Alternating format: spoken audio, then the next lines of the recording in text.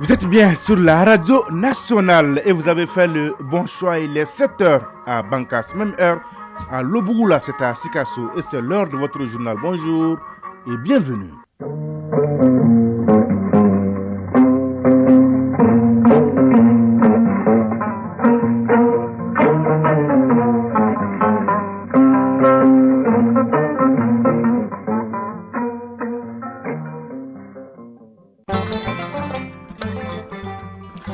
L'actualité, première édition d'ici mardi 19 décembre 2023. Tout d'abord, la couleur du temps sur Bamako et environ. Seulement 15 degrés ce matin, il commence à faire frais. Ciel nuageux dans l'ensemble, humidité 18%, du vent 19 km à l'heure et la maximale attendue est de 29 degrés. Le journal Sidiki Dambélé. Mesdames et messieurs, à la une de cette édition, le lancement du projet d'interconnexion des 20 régions, des collectivités et du ministère de l'administration territoriale, une révolution technologique qui vient d'opérer l'AGEFO pour moderniser davantage l'administration publique. Nous ferons le point avec Aloussine Tourish dès le début de ce journal. À la une, également la fin de la 8e édition du festival Vivre Ensemble à Tombouctou. Plus de 10 000 participants étaient sur place pour renforcer la cohésion sociale et promouvoir la paix. Alpha Maïga, notre envoyé spécial, nous en dira plus. L'actualité internationale en pointillé, c'est l'affaire de Batraoré en direct avec moi dans ce studio. Bonjour Batraoré. Bonjour Cédric Dambélé. De quoi va-t-on parler ce matin? Dans l'actualité internationale de ce matin, on retient la solidarité et la réponse des autorités guinéennes après l'explosion la semaine dernière dans un port.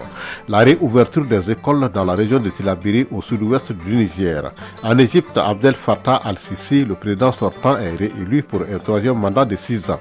Toutes ces informations vous seront développées au cours de cette édition Cédric Dambélé. Restez câblés. La chronique initiative citoyenne avec Ousmane Daou qui nous amène à la découverte de l'association Sigida Kolabin de Djikorani Para. Son credo, c'est l'assainissement. Enfin, la page des sports avec l'athlète infatigable. Sragato Sissé, bonjour. Bonjour, Sidiki Dambélé. Est-ce que tout va bien, Sragato? Ça va, alhamdulillah. La une de votre page. Les aigles du Mali seront logés confortablement à Kabbalah. Un hôtel 5 étoiles a été inauguré hier. Coupe du numérique, jour de finale ce mardi entre l'AGEFO et l'ORTEM. La pression monte. Coupe du monde des clubs a suivi ce soir la seconde demi-finale. Et pour terminer, l'insolite du jour, comme tous les mardis. Et voilà pour le sommaire. Vous êtes prêts? Eh bien, nous aussi. C'est parti. Une fois de plus, bonjour et bienvenue. C'est une révolution dans l'administration publique. Les collectivités territoriales seront bientôt connectées aux moyens du téléphone et de l'Internet. Un moyen visant à doter les collectivités de liaisons au moyen d'un réseau de télécommunications a été inauguré hier après-midi par le chef du gouvernement, Stia Kati. Il permettra à terme de relier les 20 régions administratives entre elles d'une part et entre les collectivités et les ministères de l'administration territoriale d'autre part. L'AGEFO est le maître d'œuvre de cette entreprise. La cérémonie d'inauguration a été suivie par Aloussine Touré, son reportage. Le projet en question est piloté par l'Agence de gestion des fonds universels. L'agence elle-même est financée par les redevances des opérateurs de télécommunications. Elle vise à mettre à la disposition des zones non couvertes par les opérateurs de télécommunications une connexion sécurisée. Boubacar Sako, directeur général de l'AGEFO. Le réseau que nous lançons est un réseau administratif de commandement des collectivités avec une option d'ouverture au réseau public des opérateurs de télécommunications. Il permettra une administration efficace du territoire à travers des échanges téléphoniques et des données textes et vidéos entre l'exécutif central, c'est-à-dire les ministères de l'administration territoriale et de la décentralisation, et les exécutifs régionaux, les gouverneurs, les préfets, sous-préfets et leurs populations. À terme, le projet va interconnecter un réseau sécurisé 20 gouvernorats et les ministères de l'administration territoriale et de la décentralisation. Le commandement, autrement dit l'administration du territoire, gagnerait beaucoup à profiter de l'avantage qu'offrent les technologies de l'information et de la communication, notamment dans le maillage du territoire. Colonel Ablaye Maïga, ministre d'État, ministre de l'administration territoriale et de la décentralisation, porte-parole du gouvernement. Les technologies de l'information et de la communication sont les outils qui créent les ponts indispensables entre les services pour garantir un développement inclusif et durable. C'est dans cette dynamique et à la demande du ministère de l'Administration territoriale et de la décentralisation que l'AGEFO a inscrit dans son programme d'activité le désenclavement des collectivités territoriales en matière d'accès aux services de télécommunication.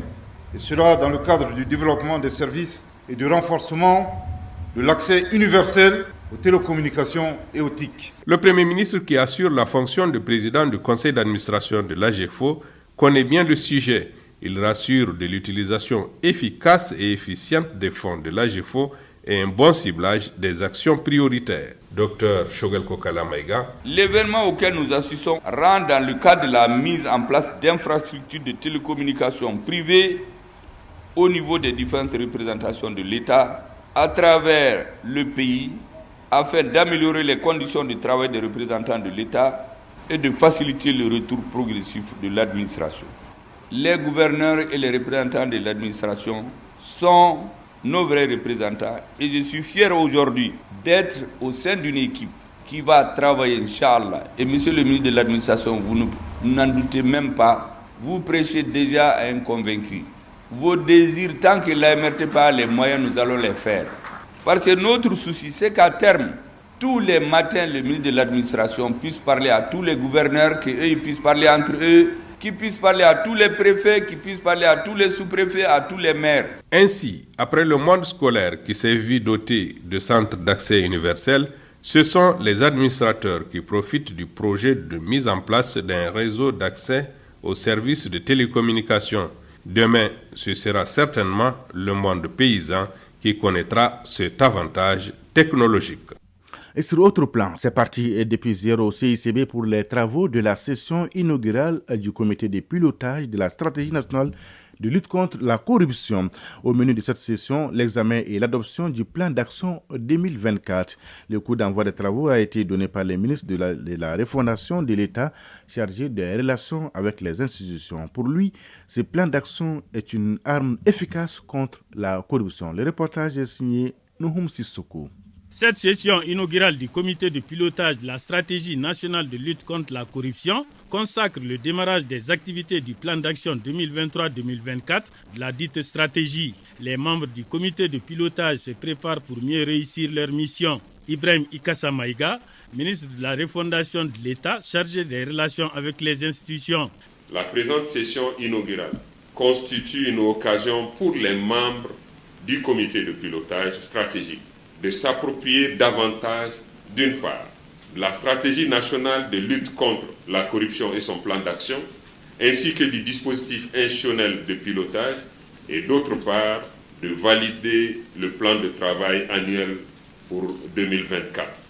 L'adoption du document de stratégie nationale de lutte contre la corruption et son plan d'action 2023-2027 est une recommandation des assises nationales de la refondation. Le gouvernement de transition compte en faire une priorité pour instaurer une lutte efficace contre la corruption et l'impunité. Ibrahim Ikassa Maïga. Le comité de pilotage stratégique constitue le second organe prévu dans le dispositif de pilotage de la stratégie nationale de lutte contre la corruption. Il se situe entre le comité d'orientation placé auprès de l'autorité directe du Premier ministre et le secrétariat permanent rattaché au ministère de la refondation de l'État. Son positionnement et sa mission fondent, lui, l'organe pivot de mise en œuvre du plan d'action 2023-2027 de la stratégie en question. Bourema Alaï Touré, président du Conseil national de la société civile. Les organisations de la société civile ont apprécié à sa juste valeur la vision retenue dans cette stratégie qui donne la responsabilité aux citoyens de refuser et de combattre la corruption au Mali à l'horizon 2032. Selon le ministre de la refondation de l'État, la mise en orbite de ce comité de pilotage marque toute la détermination des autorités de la transition d'accélérer la marche de la stratégie nationale de lutte contre la corruption, un maillon du processus de refondation de l'État. Radio Mali à Sikasso et environ 98.3 MHz en FM. Actualité régionale. Rendons-nous justement à Sikasso pour un conseil de cabinet délocalisé. Conseil de cabinet présidé par le ministre des Maliens de l'extérieur et de l'intégration africaine hier à Sikasso.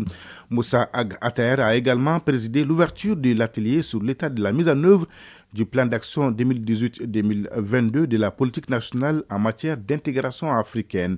Une session qui se tient en prélude à la journée internationale des migrants. Voyons tout cela avec Moustapha Doumbia, Amadou Dolo de notre bureau régional Ouatem Sikasso. Le bilan de la mise en œuvre du plan d'action 2018-2022 de la politique nationale en matière d'intégration africaine est l'un des principaux objectifs de cet atelier organisé par le ministère des Maliens établi à l'extérieur et de l'intégration africaine. Une rencontre de 2 jours initiée en prélude à la journée internationale des migrants prévue vendredi prochain.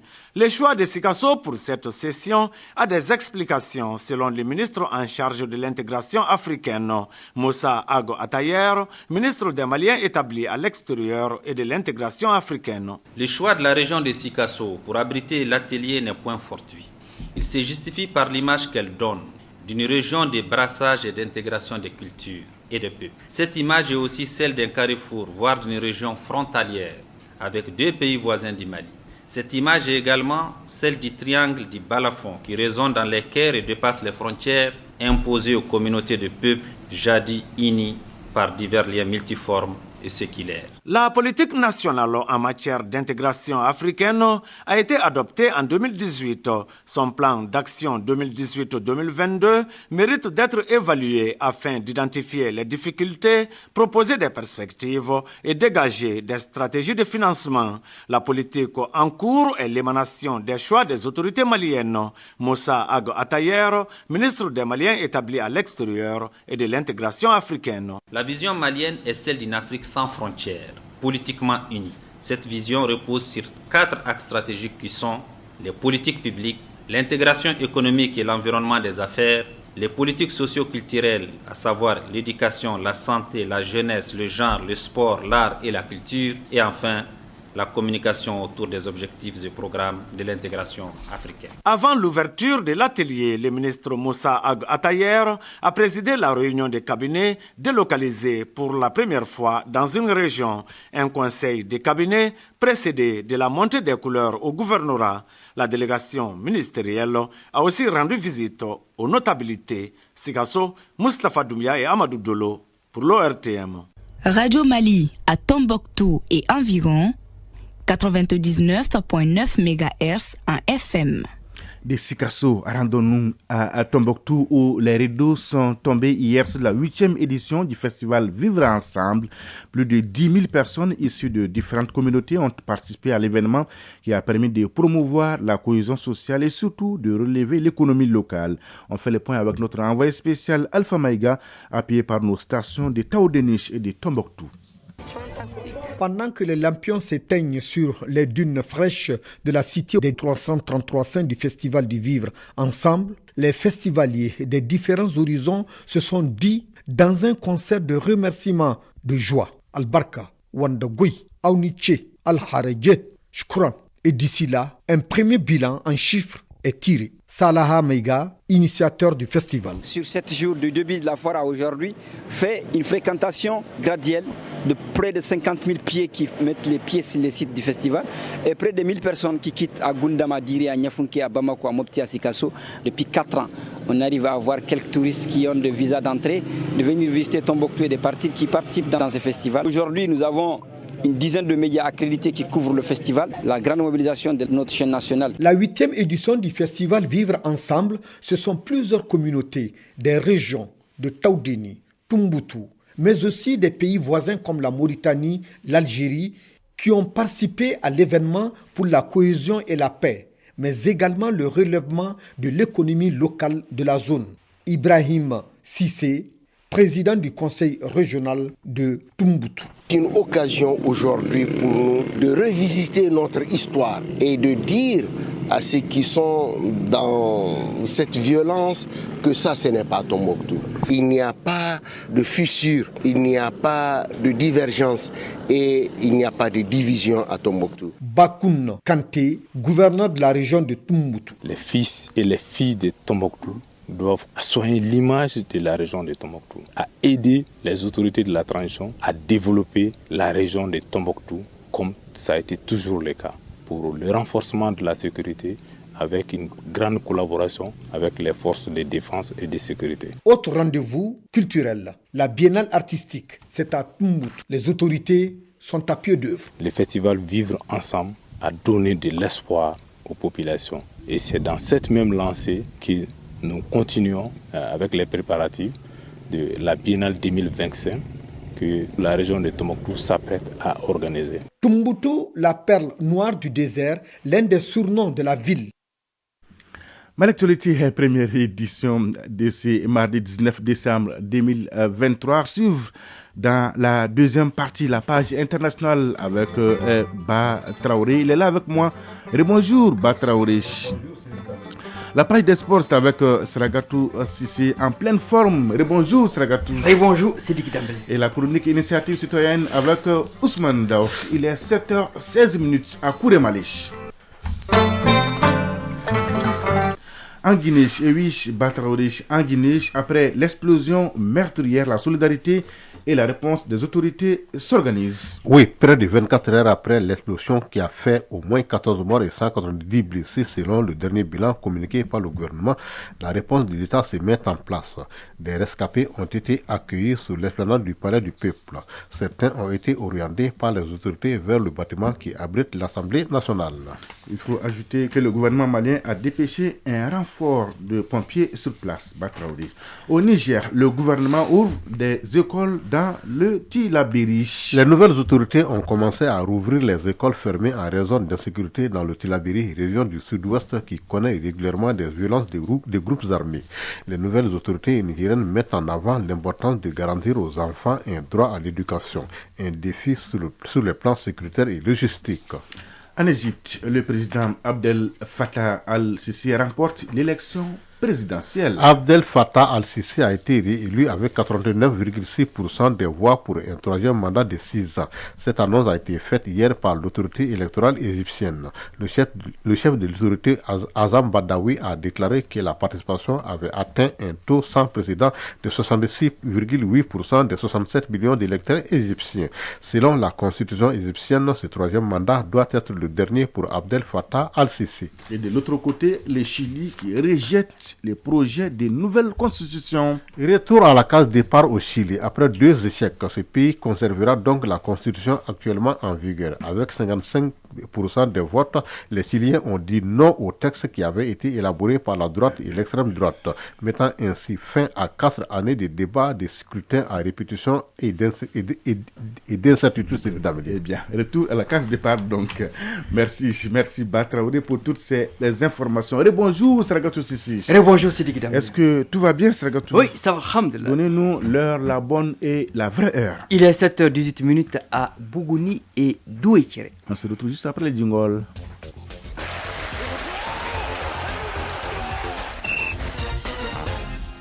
L'inauguration hier, tout en couleur de l'hôtel des Aigles du Mali, ainsi que les nouvelles installations au centre pour sportifs d'élite Ousmane Traoré, Ousmane Bleni de Kabbalah Sargatou. Oui, cet hôtel 5 étoiles construit à Kabbalah comprend 26 chambres équipées, climatisées, un restaurant, une piscine, une salle de musculation, des salles multifonctionnelles pour le basket, le handball, le tennis, le volleyball et des terrains de football avec du gazon naturel et synthétique. La cérémonie d'inauguration était présidée par le colonel Abdoulaye Maïga, ministre d'État, ministre de l'administration territoriale et de la décentralisation au nom du chef de l'État, porte-parole du gouvernement. Nous l'écoutons au micro de notre reporter Abdul Karim Kaba.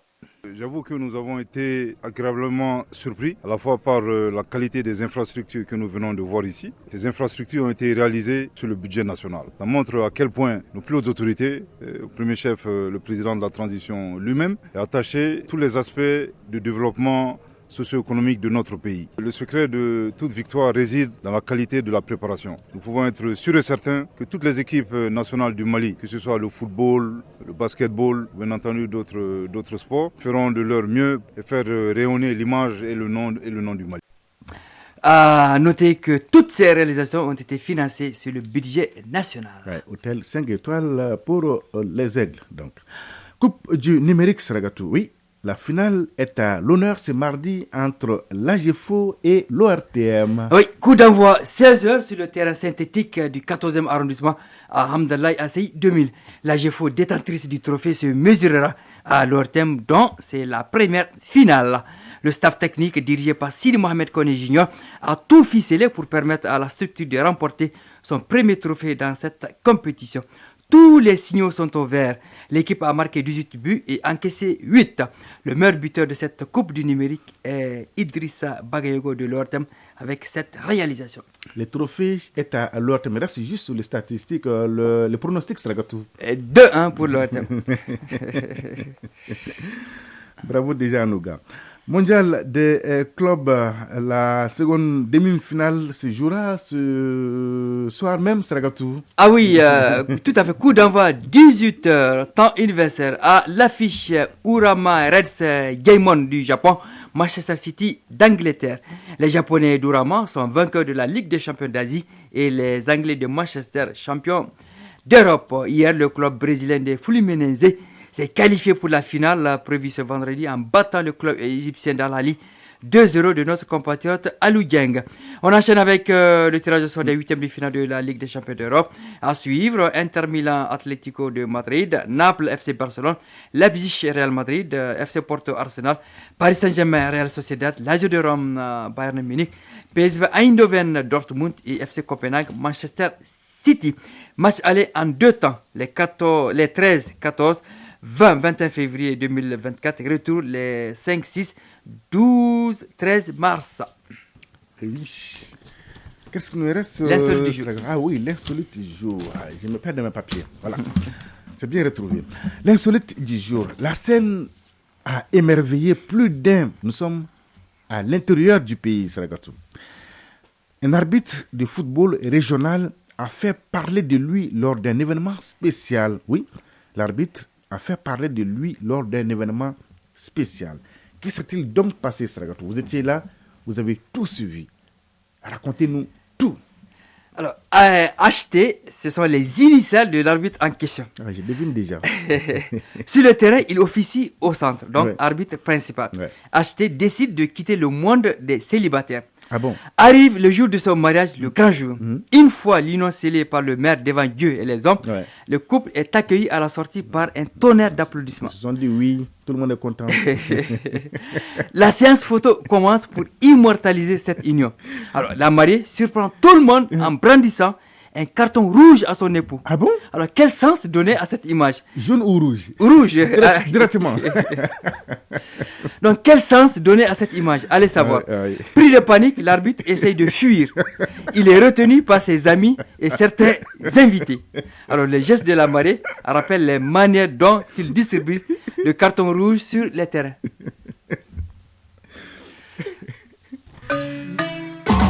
Initiative citoyenne. Le développement par nous-mêmes.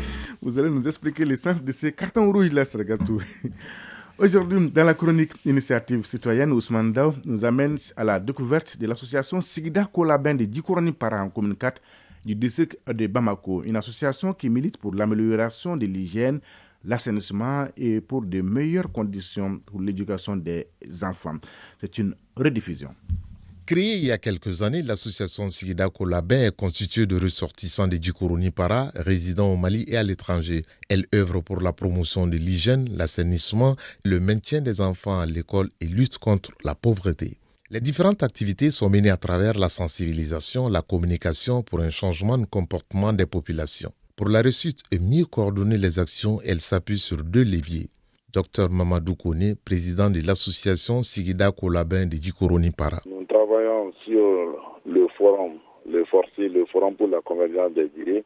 Et c'est une plateforme qui nous permet d'échanger entre nous en vue de fixer les actions à mener. Et la seconde étape, c'est Sigida Bara, comme son nom l'indique. Sur cette plateforme, nous prévoyons les actions à mener dans le quartier de Djikoroni Para.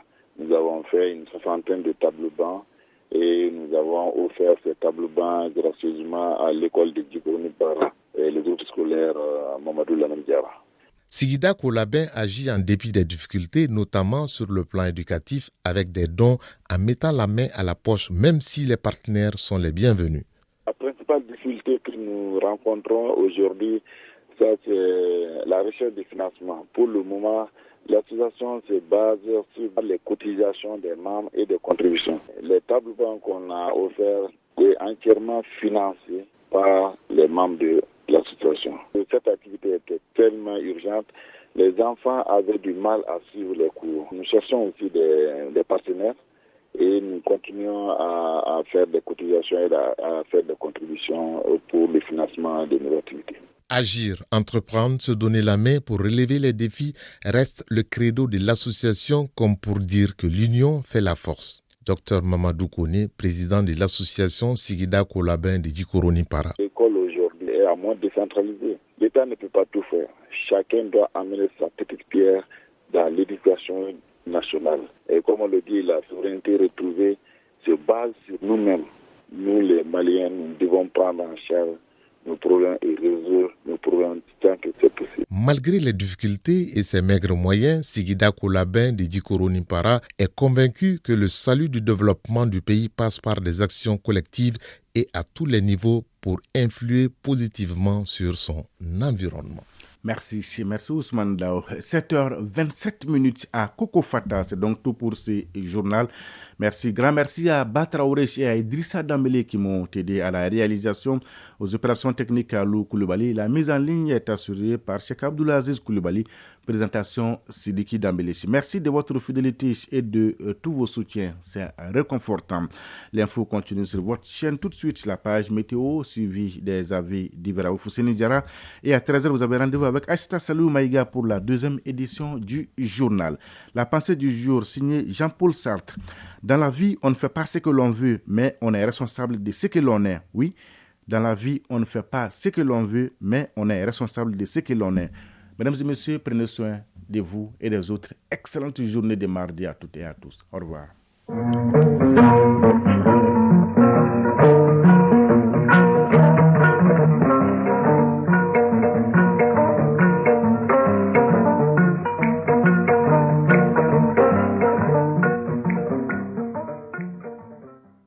Le temps sur les ondes.